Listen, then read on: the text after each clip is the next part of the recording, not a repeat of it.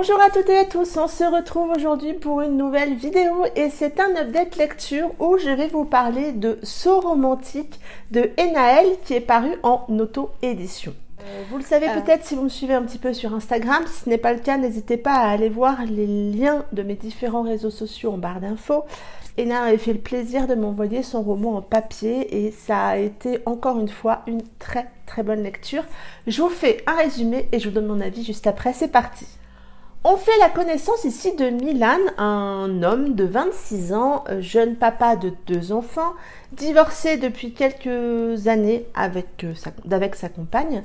Et celle-ci va prochainement se marier et donc a invité Milan en lui demandant un petit peu ironiquement « Bien sûr, tu viendras seul ».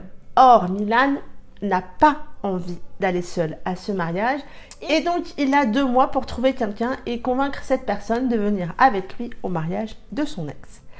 Et donc Milan va se lancer dans toutes les phases possibles ou toutes les tests possibles.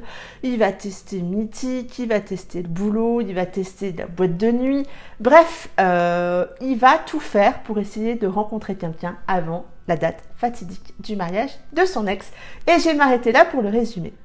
Comme vous le savez peut-être, ce roman est un petit crossover avec Not a Fucking Romance, toujours de Enaël, dont je vous avais parlé sur cette chaîne il y a quelques mois, que j'avais vraiment adoré. Et j'avais hâte de me replonger dans cette ambiance. Certes, ce n'est pas un spin-off, c'est un crossover, donc c'est vraiment une histoire très différente. On retrouve quelques petits passages des personnages qu'on a rencontrés dans Not a Fucking Romance, mais on comprend très bien si on n'avait pas lu Not a Fucking Romance, mais il faut le dire aussi.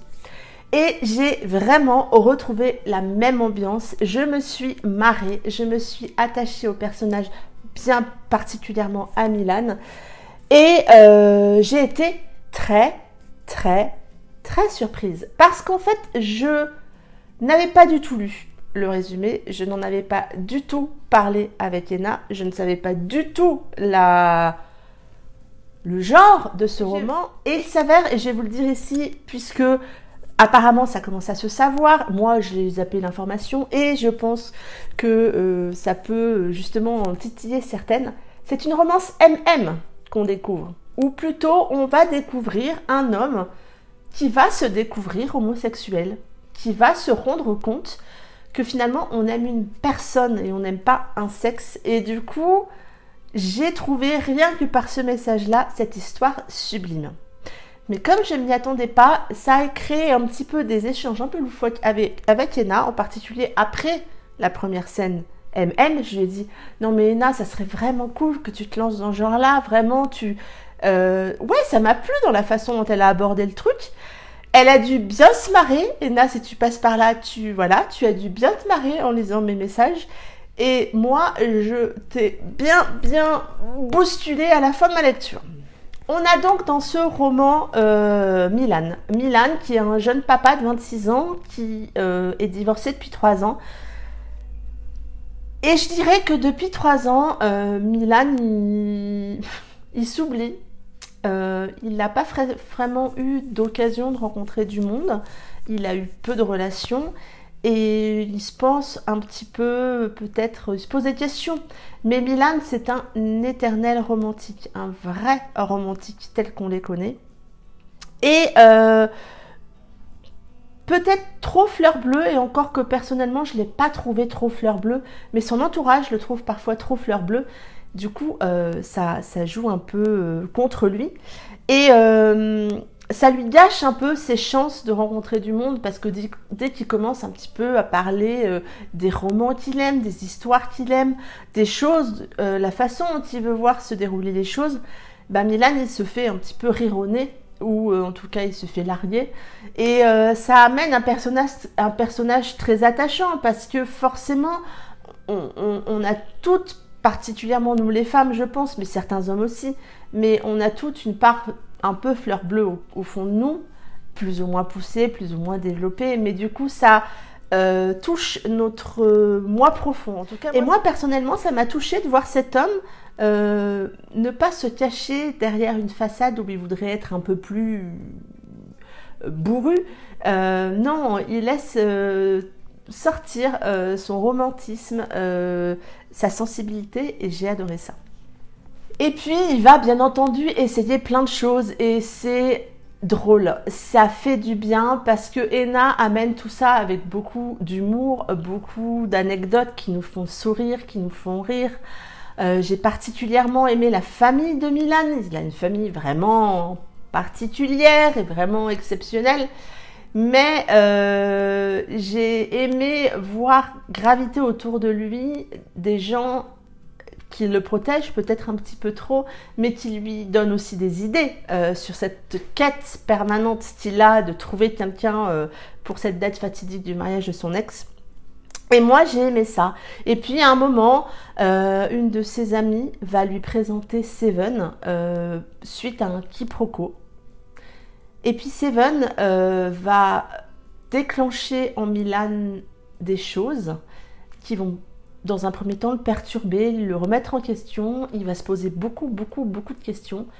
C'est clairement un schéma entre guillemets un peu classique dans la romance homosexuelle, c'est de voir un hétérosexuel qui découvre son homosexualité. Là-dessus, oui, on reste un petit peu dans ce schéma un peu classique, mais qui est abordé avec beaucoup de fraîcheur, avec beaucoup d'humour, avec la touche de Ena que moi j'avais déjà aimé dans Not a Fucking Romance et que j'ai retrouvé là. Et puis donc, en face, il y a Seven. Et c'est difficile de ne pas craquer pour Seven parce que ils sont à l'opposé l'un de l'autre. Mais finalement, c'est une telle évidence entre eux. Oui, c'est une belle évidence.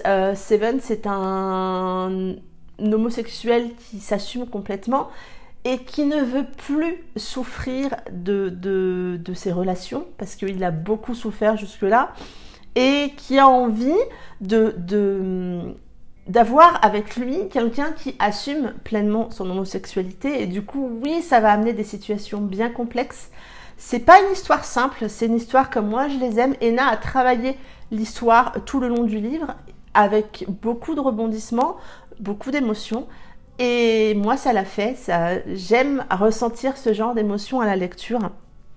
On passe de moments hyper fou, des moments loufoques, des moments barges comme elle a l'air de l'être, Ena, parce que finalement c'est ce qu'elle décrit dans ses romans, et à des moments remplis d'émotions, remplis de sensualité, oui, des moments émouvants qui vous prennent les tripes. C'est moi, l'ascenseur émotionnel, c'est une valeur sûre chez moi.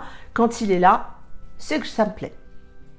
Et donc, comme je vous le disais, on a là une histoire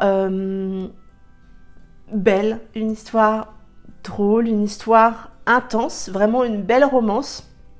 J'ai vraiment aimé retrouver sa plume à Ena dans cette histoire. C'est vraiment une belle continuité à Not a Fucking Romance. Mais je le redis, vous n'êtes pas obligé d'avoir lu Not a Fucking Romance pour comprendre ce romantique. Ça m'a plu, c'est un bonbon ce roman parce que il est plein d'espoir aussi. Et il y a des beaux messages qui transparaissent. J'ai particulièrement aimé le message qui transparaît au moment du mariage, le message qui transparaît aussi dans la bouche des enfants. Et voilà, ça m'a transporté, ça m'a ému. Oui, ça m'a ému. Et puis à la fin, on est triste aussi de les quitter. C'est toujours comme ça avec les romans d'Ena. À la fin, moi, je suis triste de les quitter. Mais je suis aussi heureuse de ce qu'ils ont vécu. Donc voilà, c'est une très très bonne lecture pour moi. Je lui ai mis la note de 17/20. N'hésitez pas à découvrir cette histoire parce que vraiment, elle va vous étonner, vous chambouler, vous transporter. Moi, ça m'a beaucoup plu. Ça en est tout pour cette vidéo. J'espère que je vous aurai donné envie de lire ce roman. Vraiment, lisez-le. C'est vraiment un conseil que je peux vous donner. Découvrez la plume de Enaëlle parce que vraiment, c'est une plume qui vaut le coup. J'espère que cet avis vous aura plu. N'hésitez pas à vous abonner à la chaîne et à mettre un petit pouce sous la vidéo pour la faire un petit peu plus connaître. En attendant, je vous souhaite un très bon week-end rempli de belles lectures et je vous dis à bientôt pour une prochaine vidéo. Bye bye!